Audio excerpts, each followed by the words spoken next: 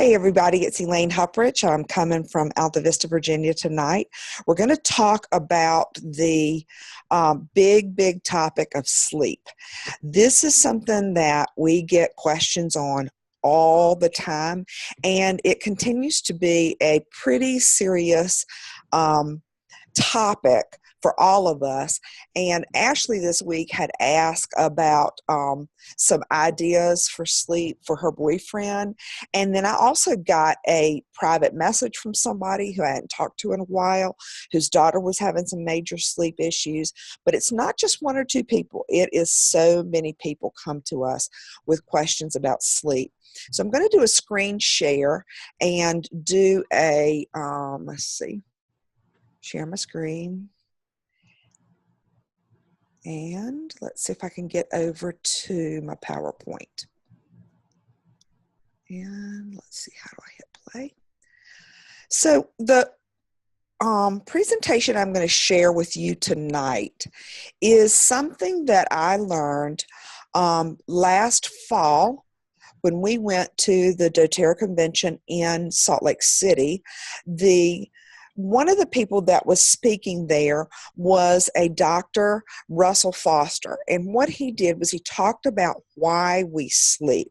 So tonight I want to really go through the why we sleep and lay a foundation for you of why this is so important. And I'm not going to rush through it. If we don't get to talk a lot about products to use to help us with this, we will do more of that next week, but I want to lay this good foundation. I taught this at the end of September last year, and some of you were with me at convention and already heard this talk, but I believe it's one that it bears repeating and reviewing on a regular basis. So even if this is your first time getting this information, I suggest that you look through this, you listen to this recording maybe over and over. So let me see, how do I do this? I'm telling it to advance and it's not doing it. Look how cute that is. Mm-hmm. Coffee table turning into a dove bed. Let's see, guys. Yes, let's. Nancy, can you unmute yourself and give me some ideas on how to advance my slides? Oh, here we go. Maybe down here. Yeah, there we go. I love her so much. Oh, me. Okay, some of you aren't muted, so let me see if I can take care of that. Let's see. I hope I am. Manage participants. Let me get y'all managed here. I'm going to mute everybody. All righty. Okay, so Dr. Russell Foster, he is a circadian neuroscientist. Well, I'm from rural Virginia. I had no idea what that meant. So what I did was I looked it up, and the circadian rhythms are a 24-hour pattern that is in all of nature. We're specifically going to talk about it in humans because that's what we're concerned about, is our sleep. And Dr. Russell Foster is a neuroscientist, and that's what his specialty is. He studies the neurological system, the control of that being the brain, and how we have these 24-hour patterns and what it specifically does with our sleep. He is currently based out of one of the colleges at the University of Oxford, but before that he was working in this same field at the University of Virginia, which is right up the road from where I am now. And he has co-authored a lot of books. He's done all kinds of broadcasts, and there's a very good TED Talk that he did, which was 21 minutes, which is also a real good, a lot of the information I'm going to share with you tonight. So I will post that as well for you to go on and actually listen to him teach this. But we live in a world with 24-hour circadian rhythms, and during that time period, whether it's night or day, light greatly affects the time of day, and the amount of light greatly affects more than just are we resting. It affects our mood, our temperature, our urine production, growth, blood pressure, melatonin, cortisol, and alertness. All of these things are have patterns to them, and whether they are low or high, and whether they are rightly low or high, will affect the amount of rest that we get. So across our lifespan, the average person gets 36% of our life is spent sleeping. That's a lot of time. It's not like every now and then we sleep, or we sleep when we just want to, and the rest of the time it's optional. This is an important part of our human existence and our overall health. So let's look at what goes on in the brain in sleep. What's going on while we sleep? A lot of people think that sleeping is optional and sleeping is doing nothing. And that's a myth that I hope that by the end of this presentation that you will have completely set aside, and that you will know that the sleep time is extremely important. So what's going on while we sleep? One of the things that happens is that we process information that we have already received, but we haven't necessarily compartmentalized it and made it we haven't completely processed it. We also do a lot of emotional processing. So our emotions are greatly affected by our sleep patterns. We also develop our memories. We categorize them. We store them, and memories are very, very important during the sleep cycle, and this is something that the brain does. It's a time when our brain is regulating our growth and repair to our body, and we know that as we age, repairing things in our body is extremely important. Replacing energy reserves. We know that we can just feel whether we're rested or not based on the amount of sleep that we get. And so that's what a lot of people just think of as just this replacing energy reserves. It also is a time when it removes waste products from our body. There's a lot going on in our other systems of the body that are going on during sleep, that the brain is helping to remove those waste products. The other thing is it is rebuilding our metabolism. So already I'm sure you're thinking of things that are affected by all of these different categories. Now, we all have a body clock, and there really are truly morning people and evening people. We call them, are they owls or are they larks? You know, you have your night owls that stay up late, they sleep in the morning, and you have your larks who wake up and they are just bright as day, chirping, and ready to get on with their day, and they generally need to go to bed a lot earlier. It doesn't matter which you are, you still need to get adequate sleep. Let's see. Next is light and sleep. As you can imagine, light will significantly affect our sleep patterns. There are brightness cells in the eye that help us set our internal body clock, and this can get thrown off really badly.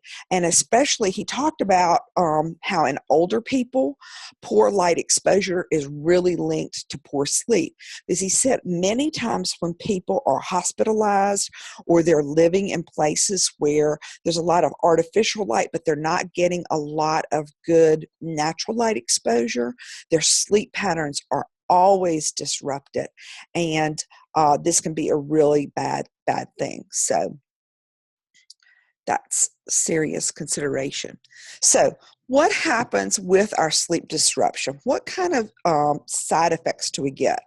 Well, loss of attention. We have micro sleeps. Those micro sleeps are when you doze off, like you're sitting watching TV and you just kind of doze off for just a short period of time. Sometimes it happens sitting at a traffic light. It could happen when you are talking to, sitting in church and someone's talking to you, or you're in a lecture. You get that little bit of just quick little micro sleep that happens, and that can be very, very disruptive and dangerous. Failure to process information. You are not receiving information clearly because you're not rested enough. And so the information is not processed properly. Loss of empathy. Have you ever noticed when people are tired, how cranky they get? And they really don't, it affects their whole mood. It increases impulsivity. It impairs the memory. It really reduces creativity, and it greatly affects our immune system. So we know when people say, when somebody's saying, I'm not feeling well, you got to get a lot of rest. Well, it's not just because you're not feeling bad that you need to get a lot of rest. You need a lot of rest to keep your immune system strong, but also if you're not feeling well, to give your body extra time to fight those things that are going on in it. Also, it does increase the risk of cancer when you don't get the proper amount of sleep, because your body's not having that opportunity to suppress, to build up your immune system, but also to do its normal repair functions. Now, the effects of sleep deprivation. Sleep deprivation has caused a lot of issues. And these are some of the statistics that Dr. Russell Foster gave us. He said in the United States alone, 100,000 car crashes every year are related to sleepiness. And he said a lot of times there'll be those micro sleeps is what will happen is somebody will go into a micro sleep and it'll cause them to either cause a car crash or have a crash of their own. In 1989, the Exxon Valdez disaster was caused by failure to process information due to a lack of sleep. And the India Air Express crash, which was in 2010, was caused by a pilot going into a microsleep during landing. And the Chernobyl nuclear accident, which that was in 1986, that was caused by increased impulsivity due to a lack of sleep. And we know for specific, professions that where people go sleep deprived. And I was thinking about the medical community. Often nurses and doctors and people that work in the medical community work very long shifts. And they also, they also work shifts that are not always natural to their normal body clock. And so often they get sleep deprived and have some of these side effects from not resting well. And so that's an area where you have to be very, very careful and know that there's a lot of research out there that looks at their alertness, their impulsivity, and all these things that we've been talking about. Now, mental illness and disturbed sleep do go hand in hand. Often, he says that they share some overlapping pathways in the brain, and so sleep deprivation is an early diagnostic for mental illness. So that is something to keep an eye on too. But also keep in mind that emotional and mental mental issues and emotional issues will greatly affect your ability to sleep, in that high anxiety, racing brains, and things like that we'll talk about in depth at another time. All of these things are tied together. Now, teenagers and sleep. There is a lot of people think that teenagers are just lazy. And you know what? Some of that may be true, but it's not completely true. The puberty hormones delay the natural sleep clock about 2 hours generally. And 25% of teens get fewer than 6.5 hours of sleep per night. Now, what they need is about 9 hours of sleep. So if their natural body clock is delayed about 2 hours, they're going to bed late, they need to sleep in late. But generally, we don't have them sleep in late. A lot of times, their school schedule requires them to get up earlier than even when they were younger. And so they're getting less and less sleep. And this is something that's extremely important, is that teenagers get plenty of sleep. Now, teen sleep deprivation can lead to lower grades in school, lots of moodiness, sleeping in too late on the weekends, kind of that mindset of I've got to catch up because I can actually sleep. And then that throws off their body clocks too. Lots of poor choices, increased self-harm and depression, increased hunger, abuse of caffeine and alcohol. And the increased hunger, that happens to all of us. We have our sleep patterns do affect our weight and generally help cause us to hold on to more weight if we are sleep deprived.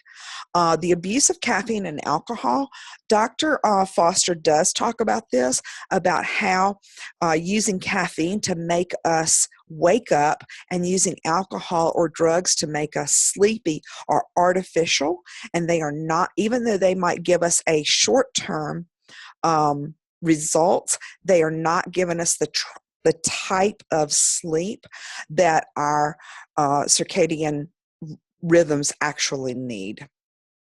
Now, creating a good sleep routine and a good sleep environment, he calls it your sleep hygiene, is really, really important. And these are some of the things that he suggested. He said remove the distractions. And he suggested your TV, your phone, your computer, those things which are stimulating to you, to remove those from your sleep environment. Keep your room cool, dark, and quiet. And some of you are laughing right now because I've been known to what they call have the ice palace at night. I set my temperature at 69 at night because I like it really cold when I sleep. And some people freeze when they're with me, and other people find it very refreshing and sleep really well when they're with me. But Dr. Foster does say keep your room cool and make sure it's dark and that you eliminate any outside noises that you can. He suggests investing in a great mattress, keeping a consistent bedtime rather than varying that all the time, and creating a relaxing routine. Now, good routine could be listening to soothing music, reading a book. He talks about taking a bath and diffusing essential oils. I suggest taking a bath that has Epsom salt and essential oils in it, and diffusing the oils. All of those are really good part of a nighttime routine. Dimming the lights, including artificial lights from your electronics 30 minutes prior to going to bed. Keep your meals regular. I suggest that you don't eat too late in the day, because as your body is digesting, it is requiring more activity and it's harder to calm down. Avoid caffeine in the evening. He suggests not having any caffeine after noon. So by lunchtime, you would have no caffeine the rest of the day. Some people do really well if they exercise in the morning and not have that stimulus at night. Now, my husband does tend to exercise in the evening, and he doesn't have any rest issues because of it. So make it a routine that works for you, and know that if you say, oh, the exercise in the evening doesn't bother me, but you're still having sleep issues, try changing it to a different time of day and see if it makes a difference. Avoid stressful situations right before bed. For instance, he says, don't say, hey, honey, let's go over the budget, 30 minutes before bedtime. Come up with some what I call high volume family discussions later in the evening. Try to stay out of stressful situations right before bed. Another thing that I would do is, let's say there's an oil that gets you pumped up, like Motivate or Elevation or something, peppermint, something that you always use to give you lots of energy. Don't put that on too late in the day. You want to start using your calming and soothing things as part of your sleep hygiene. Limit your daytime naps to 20 minutes so that you're not over-rested during the middle of the day, and that's affecting your nighttime sleep. Okay, so we're going to talk about two things. I am already over the 20 minutes, so I'm going to zip through these, and then I'm going to pick up next week with some other suggestions. We're going to do some analyzing maybe of some of the reasons that we would be losing sleep and then some of the solutions. But tonight I'm just going to talk about two, which is the Serenity Restful Complex. The Serenity Restful Complex is not the Serenity oil put into a soft gel. It has lavender and other natural herbs to help you to promote relaxation and sleep. And so what it has in it is has L-theanine, and that is, I'll tell you very briefly, besides the lavender, which is very calming and soothing and helps you to rest better, the L-theanine is it's a non-protein amino acid which is found in green tea, and it's been studied for its common effects on the nervous system, and it's very similar in structure to neurotransmitters, the glutamate and the neurotransmitters, the GABA, that's so important for sleep, and that is it improves the mood, calmness, and relaxation. But the good thing about the L-theanine is it has its unique ability to promote the relaxation, but it doesn't cause drowsiness. And so studies show that the pre-sleep relaxation is very effective for promoting a good night's rest, and then you don't have that groggy, sleepy feeling the next day. Other things in it, it has lemon balm, it has passion flower, it has chamomile, and all of this, you would take 1 to 2 of these each night, preferably a little bit before going to bed, if not just right at bedtime will do. My husband Art takes this every night, and I know a lot of you have used it since it came out last fall at convention.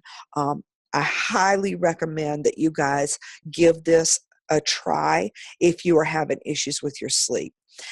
They did a 6-week double-blind, placebo-controlled clinical trial to investigate how effective this complex was, and it got great results. People were able to fall asleep more easily, and they reported that when they were waking up, they would wake up easily and they would feel more rested in the morning. So those are all kind of goals that I'm sure that you all have as far as your rest at night. Now, the last thing I'll tell you about is the Serenity Restful Blend. The Serenity Restful Blend is a blend of oils that we have had in the product line for a long time, but it was reformulated last fall to add more wood oils to it. And it has lavender, cedarwood, hoe wood, ylang ylang, marjoram, Roman chamomile, vetiver, vanilla bean absolute. The vanilla bean makes it smell really sweet, and it has Hawaiian sandalwood. So those things are like what I call the 1-2 punch for sleeping. This is what I use on the bottom of my feet every night to help me sleep. And you can diffuse it. You can put it in a bath before bed. You can use it directly on your feet, maybe a little even on the back of your neck at the brain stem.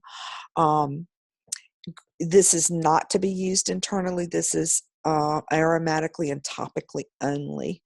And so if you've been using lavender, which is a great oil for sleep, and it's not enough for you, I recommend that you look into these 2 products, the Serenity Restful Complex and the Serenity Restful Blend. Let me see. Next week, we're going to talk about other sleep aids, analyzing the cause, and we're going to talk about some more sleep blends. In the meantime, you might want to visit TED.com and search for, or the TED app for the TED Talks, and search for Dr. Russell Foster's talk called Why Do We Sleep? Now, let me see how to stop the sharing and stop the recording. Stop.